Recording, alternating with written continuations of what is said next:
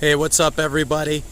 This is Eduardo Aragon, vehicle sales consultant here in Kelowna, and I just want to go over some stuff with you guys. I want to go over what to look for when you're buying a used vehicle. I sell certified pre-owned vehicles, but for you guys out there, first-time buyers and guys that just want a hand with stuff, I want to show you what to look for when you're buying a used car so you don't buy somebody else's problems, okay? So we're going to do it with this car here. So in actual fact, I'm considering buying this for my sister. So I've got the fob here. This is a 1997 Volvo 850. Very important when you're looking at the vehicle. You don't want to just judge a book by its cover. Like in this case, the body looks like it's in good shape. There's a little bit of rust starting around the wheel wells. The interior is clean, but that's really just telling a little bit of the tale. The real tale is underneath this hood and underneath the body of the vehicle. And I'm not going to know anything about that just by listening to the person selling me the car. A lot of times when people sell the car, they just want to sell it. They don't care about you, and once they have your money, you're not going to be able to get it back if something goes wrong. So very important, every vehicle has a vehicle information number or vehicle identification number. You want to take that and get a car proof on the vehicle. The car proof is going to tell you if this vehicle has ever been in an accident, especially major ones. Anything over $5,000 is a major accident, and you want to make sure this thing doesn't have any frame damage or body damage, in which case it'll have a rebuilt status on the title. You want to check for rebuilt status cars. You don't want to buy one, guys. Very, very unsafe. You want to make sure that all the seat belts function properly. So make sure all the seat belts function. Make sure that all the windows go up and down. If you're buying a vehicle with power windows and they don't all go up and down, that could be an indication of some much more serious electrical problems with the car. And you don't want that. You want to make sure that all the keys, I'm just digging through all my keys right now. And the reason I picked the Volvo, guys, is Volvo is one of the brands that I find is quite safe, has very high reliability ratings that I check online. All right, fire up the vehicle. I do have a couple of trouble lights coming on, so I need to find out what this trouble light is all about and what this trouble light is all about. I don't even know what that symbol means, so I just want to make sure that I'm aware of what it all is, okay? Make sure that the radio works. Make sure that the air conditioning system blows cold. There it goes. Shut off the air conditioning. Okay, it's warmer. Turn on the air conditioning. Okay, it's colder. Make sure all the windows go up and down. Don't just take the seller's word for it that these things are minor things. Bring your vehicle to a certified shop, an independent shop. Don't use the seller's mechanic buddy.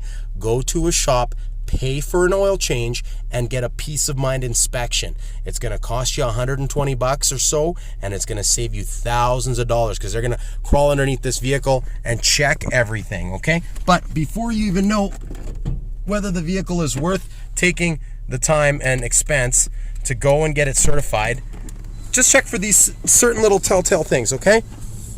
Step one, make sure that the turn signal indicator works.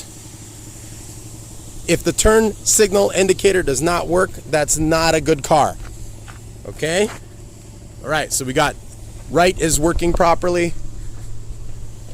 I know this seems incredibly silly, guys, and it seems like common sense, but let me tell you, I have met some people that unfortunately didn't know about this stuff, and they got burned pretty bad to the tune of $1,500, which was this young person's entire money that she had saved up to get a car.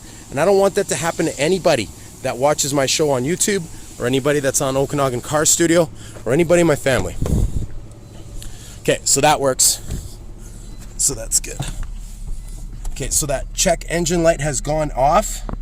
That doesn't mean that the problem has gone away. So I am going to have this thing fully checked out and inspected, and you can take a look at that video there. So everything like that seems fine. Check the lights, make sure the lights work. Use a friend, guys. Have a friend stand in front of you when you turn on the lights. Tell him you got the lights on, turn on the high beams, let him know you got the high beams on, and have him check everything with you. So him or her, make sure everything lights up. Important things: hazard lights, headlights, turn signal indicator, high beams, low beams, fog lights if equipped. Make sure all of those are functioning, guys. Take it for a drive. Slam on the brakes. Make sure the brakes are grabbing. Look at the tires. Tires have a wear bar that is sometimes tricky to find. There it is.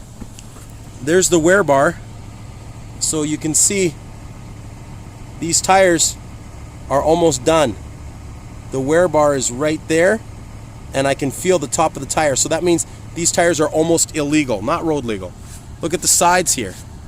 See how they're worn like that? That means they haven't been rotated, and they've been wearing more on this side, which could mean that there is a tie rod, a pitman arm, or any other steering component problem that is causing uneven wear here. I'm not a mechanic, and neither are you. So go to a mechanic, an independent licensed shop. Tell them that you're thinking about buying this car. See over here, the wearing is not as noticeable, and the wear bars are much further down. There's the wear bar. So that means this vehicle has some kind of steering issue. You want to check that out, find out if the steering issue is easy to fix, and find out how much that's going to cost you before you negotiate price on the car. Now, if the person is at all sketchy about letting you do this, and of course, you know, no one wants to see their car driven off and taken to a mechanic, but a real seller, a person that is willing to sell the car, should be willing to come down to a dealership with you so that you can have this all checked out. All right, I gotta use my toe here. Hang on, I'm gonna put you guys down for a sec. All right, there is the engine. You want to check for certain things. You want to check the transmission. Be careful too, like don't get caught in here. Check the transmission. See, it's a little bit brown. Needs to be changed. Smell it. If it smells like burnt plastic or burnt toast, that means that the transmission fluid is probably burnt. Seems to be okay there. Check here the oil. Be careful because it's hot. Turn the engine off before checking the oil. I'll have a video on how to check the oil there for you guys. But I just kind of want to show you, I did check this vehicle out. I checked this right here, the serpentine belt. I checked it out, looked good. Over here, these caps, that's brand new, so that looked good. Someone's obviously taken the time to maintain that. Here on the battery, there's no fuzz on the battery, or minimal amount of fuzz. Battery seems to be okay. You can also have the battery checked out by a mechanic. Check out the air filter, check out all that stuff, just make sure that it's good. The underhood components, guys, give you an indication of the vehicle's overall health. When someone has taken care with the underhood components, the basic maintenance of the car, it's reasonable to assume that they've maintained that car for some time. But don't take anything for granted. Take it to a mechanic, get a car proof, bring it to me. Buddy, you know what? It's not expensive to get an inspection done. I have a saying that I grew up hearing: from cheap comes expensive.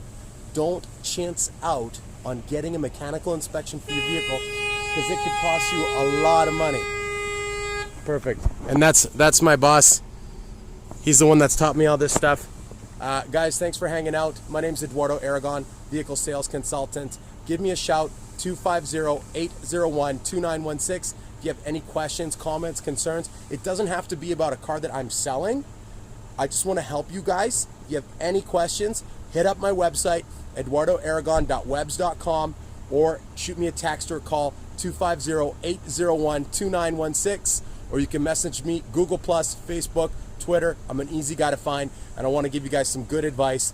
Yeah, they say good advice is cheap, bad advice is expensive. I want to help you guys out. You have a great day.